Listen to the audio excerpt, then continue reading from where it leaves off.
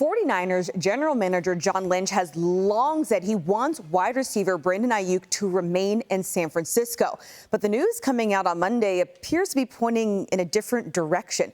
NFL Network insiders Mike Garafolo and Tom Pelissero are both reporting contract talks between Aiyuk and the 49ers have stalled, and it seems more likely Aiyuk will be traded.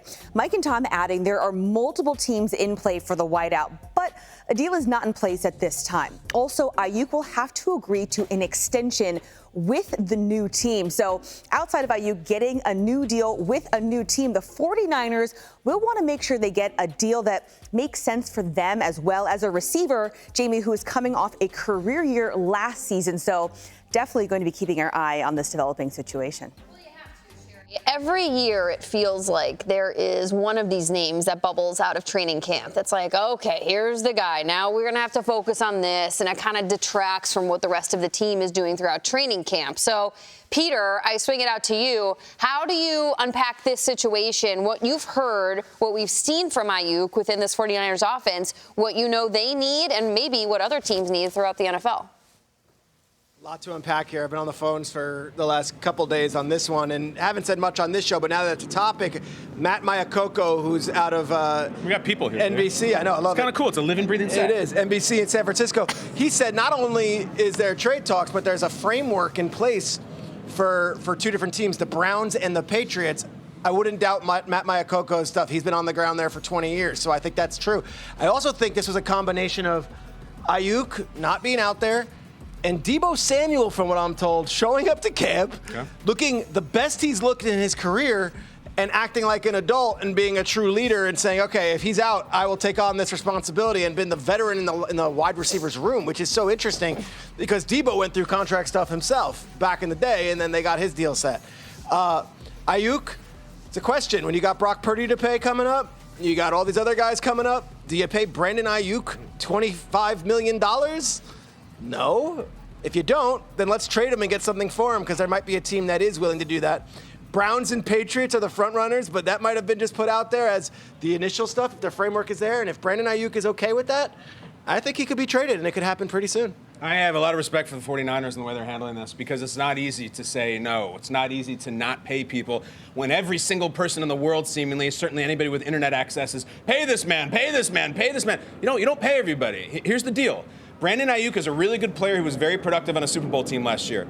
Brandon Aiyuk is also, I'm just going to throw a dart at the wall here, is he their 9th best player on the team? Like offense, defense, is he the 10th? They have a ton of good players, and I do think he's very good. I don't think he's a superstar. I don't think he's Justin Jefferson. I don't think he's Jamar Chase. He's a very good wide receiver that someone else will be lucky to have. And if you look at the Shanahan system in terms of like the convenient metaphor of a Swiss Army knife, it's like McCaffrey is the blade, Debo's the screwdriver, Kittle is definitely the corkscrew. Like, Aiyuk is like the toothpick. Like, you like it and it's nice to have, but like I think we can make do with this package without paying you killer money. Let someone else do it. We've been with Brandon for years. We know what he is. We know what he isn't. We'd love to have him. It's too expensive to pay that much money for our 9th best player. We have to say goodbye, and that's the way it's going to work.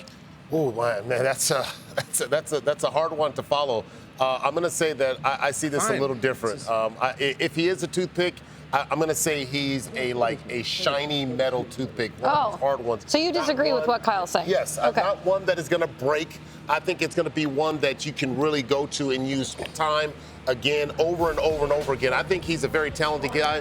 And I think what it's coming down to is that a lot of these players in this situation now, where we're in a different era, and I keep saying it, is that these players, they're peaking at the right time. He's going into his 5th option. He's making $14 million a year. He knows he can make more than $14 million a year. And just remember, if something happens to him, that value goes down. So you have to get it when it's hot. Like right now, he's hot. He means enough to his team to where he knows he's outperforming what they're paying him right now. And if he goes elsewhere, if he is traded, I think Brandon Aiyuk is definitely going to be making more than $14 million a year. I think he's going to be in the $20+ million a year. And I don't see why the 49ers could just say, you know what, we've got a squad right now. let's go up and let's pay you. I know you got to look out for Brock Purdy, but I'm sure they got enough smart guys out there, you know, the general manager and all those guys who can make those things work. Akbar hitting us with the proverbial reusable toothpick, which I really hadn't conceptualized before.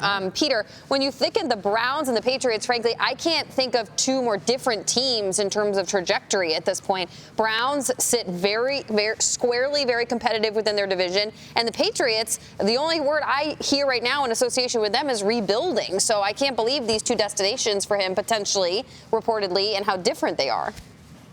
Yeah, it's totally different. So Browns should be like, this is our over the top. This is going to be what gets us with the conversation with the Ravens and with the Bengals and with the Chiefs, of course. And then with the Patriots, it's like, well, then he'll be our number one. Like, he'll be our number one guy, and he's our franchise player, and we work around him, and here's who Drake May grows with.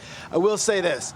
This isn't like they all just woke up yesterday and it's like, here's what's going on. This has been months in the making. Months with the agent, talking to the guys, and like, John Lynch does the obviously the general manager position, but Parag Marathi does a lot of the stuff with the salary cap, and they've got like a whole team there in the front office of the Niners. And this has been an entire summer's worth, and now we're hitting preseason, and it's like we haven't gotten this done.